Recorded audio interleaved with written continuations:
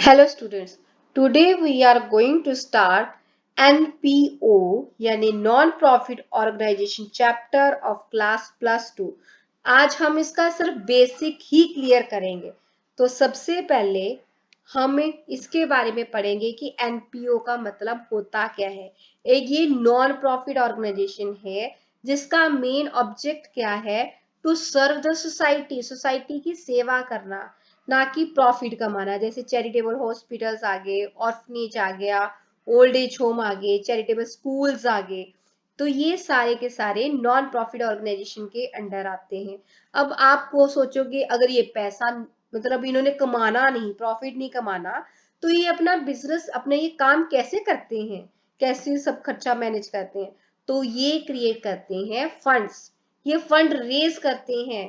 कैसे रेस करते हैं? इनके बहुत से मेंबर्स होते हैं, कुछ ट्रस्टीज होते हैं जो सब्सक्रिप्शन देते हैं, मेंबरशिप फीस देते हैं, डोनेशंस मिलती है, उनके साथ इनका फंड्स जो है वो रेज होता है।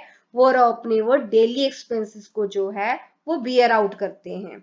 अब करेक्टरिस्टिक्स क्या हो गया? मेन मोटिव क्या है? सर्विसेज प्रोवाइड करना, ना कि उनका मेन मोटिव क्या होता है, बाकी कंपनियों की तरह प्रॉफिट कमाना। और ये without any discrimination of people, बिना किसी डिस्क्रिमिनेशन के, कास्ट के, क्रीड के, वो सब लोगों को एक बराबर फैसिलिटीज एंड प्रोवाइड करते हैं। जैसे चैरिटेबल हॉस्पिटल में चले जाओगे तो वो कुछ नहीं पूछते हैं, कोई स्पेसिफिक ग्रुप नहीं होता है, सबके लिए वो हेल्पफुल होते हैं, चैरिटी करते हैं। मैनेजमेंट क्या होता है? इनमें कुछ मेंबर्स जो होते हैं बने, वो मेंबर्स क्या होते हैं, वो एक मैनेजमेंट कमेटी बनाते हैं जो लुक आफ्टर करेगी, सारी देखभाल करेगी ऑर्गेनाइजेशंस की, उसको वो हम क्या कहते हैं, मैनेजमेंट करना। वो मैनेजमेंट करती है।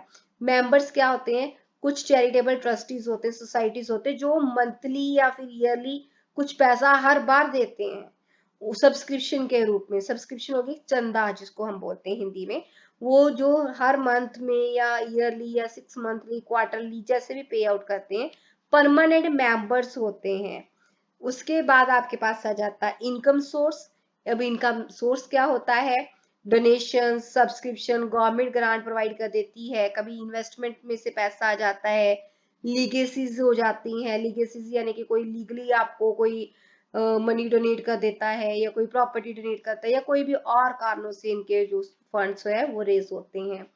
जो सरप्लस होता है फाइनेंशियल ईयर का, वो कैपिटल फंड में इंक्रीज होता है, कैपिटल फंड में जाता है। रेपुटेशन क्या होती है? इनकी रेपुटेशन इनकी अच्छी सर्विसेज के कारण बनती है, ना कि पर्टिकुलर एक मेंबर के कारण। इनकी जो अच्छी सर्विसेज देते हैं भी, हाँ जी ये चैरिटेबल हॉस्पिटल है, बेटर है, ठीक है, उनके काम से उनको पहचाना जाता है, उनकी सर्विसेज से उनको पहचाना जाता है।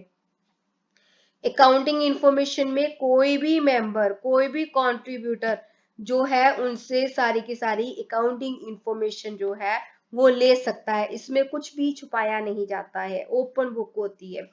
फाइनेंशियल स्टेटमेंट होती है, जैसे कि फाइनेंशियल स्टेटमेंट क्या आती है, फाइनल अकाउंट्स बनाते हैं जिसमें बैलेंस शीट आ जाती है, इनकम स्टेटमेंट आती है, कैश फ्लो होता है, भी कैश आया गया, इक्विटी कितना पैसा उनका रेज हुआ है। तो एनपीओ में क्या होती है financial statement? Receipt and payment, income and expenditure और बैलेंस शीट। सबसे पहले हम कहते हैं रिसीप्ट एंड पेमेंट। ये समरी है जिसमें कैश की और बैंक की सारी रिसीप्ट होती हैं, वो हम एड अप करते हैं। और इसका मेन मकसद क्या होता है कि ये ओपनिंग होता है कैश या बैंक बैलेंस से, एंडिंग भी उसी से होता है क्लोजिंग बैलेंस से। इनमें कोई आउटस्टैंडिंग की या डेप्रिसिएशन की या एक्रूड की कोई भी एंट्री इंक्लूड नहीं की जाती है। ये सिर्फ इनकम्स मेड आउट की होती है। जैसे कि आपके सामने फॉर्मेट आ गया, बैलेंस ब्रॉट डाउन कैश का हो चाहे बैंक का हो, उधर balance carry down closing balance है किसका? कैश का और बैंक का। जो आपके पास रिसीप्ट साइड है उसमें देखिए सारी legacy, donations, life membership, specific donations, ये सारी के सारी वो साइट्स आ जाती हैं जो इनकम को, रिसीप्ट को इंक्रीज करती हैं। पेमेंट में आपके पास दो तरीके की पेमेंट आती है। एक लॉन्ग टर्म के लिए किया गया खर्चा, लंबे समय तक उसको यूज करते हैं, कैपिटल पेमेंट में आ जाता है। जो डेली के खर्चे होते हैं उनको रेवेन्यू में, पेमेंट्स में लेके जाते हैं, रिसीप्ट नहीं आएगा, यहाँ पे रेवेन्यू पेमेंट होगा।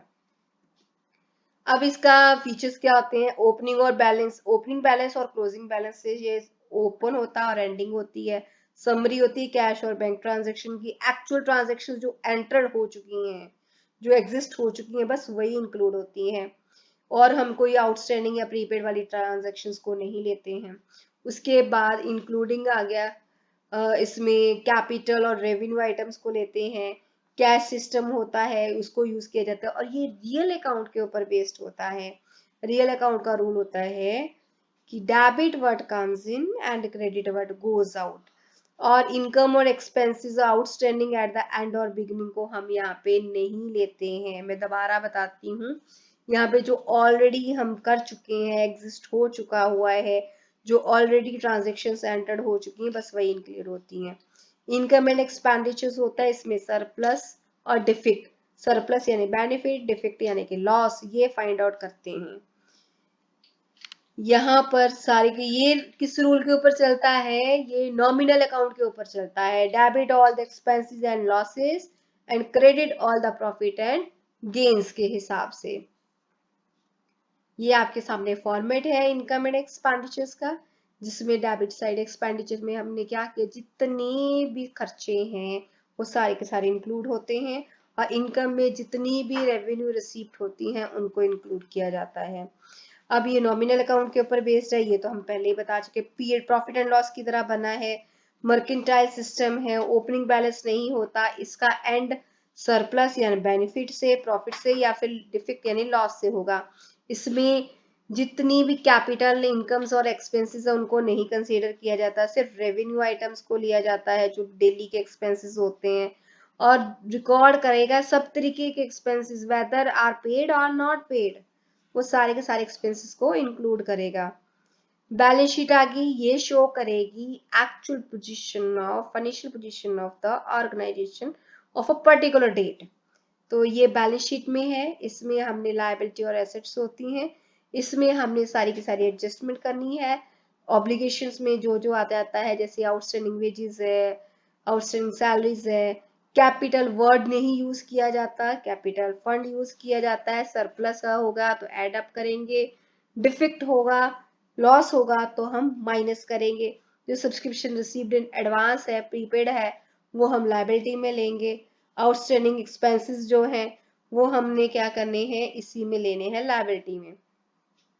एसेट में सारे के सारे डेप्रिसिएशन की एडजस्टमेंट करने के बाद जो सब्सक्रिप्शन रिसीवेबल है, रिसीव होने वाली है, वो लेंगे, प्रीपेड रेंट है, कैश ट्रांजेक्शन है, जो सारी की सारी टोटल एसेट्स में लेते हैं। Thank you. अब इसके न्यूमेरिकल के लिए आप बने रहिए, अब हम बहुत जल्दी वो वाली वीडियो लेके आएंगे जिसमें इनकी सारी की सारी इंपॉर्टेंट ट्रांजेक्शन्स और इम्पोर्टेंट टर्म्स होंगी। थैंक यू बेटा।